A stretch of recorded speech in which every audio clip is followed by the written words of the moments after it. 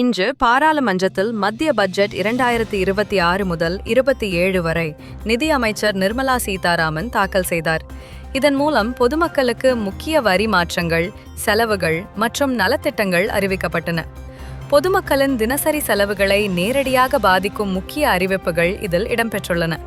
புற்றுநோய், நீரிழிவு போன்ற நோய்களுக்கு மருந்துகள் இனிமேல் குறைந்த விலையில் கிடைக்கும். மொபைல் போன்கள், சோலார் பேனல்கள், மின்சார வாகன பேட்டரிகளுக்கு வரி சலுகை வழங்கப்பட்டுள்ளது.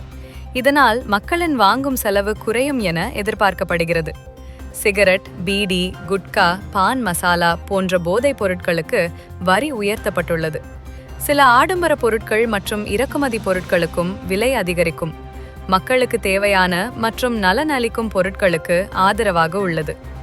ஆரோக்கியத்திற்கு தீங்கு தரும் பொருட்களுக்கு கட்டுப்பாடு.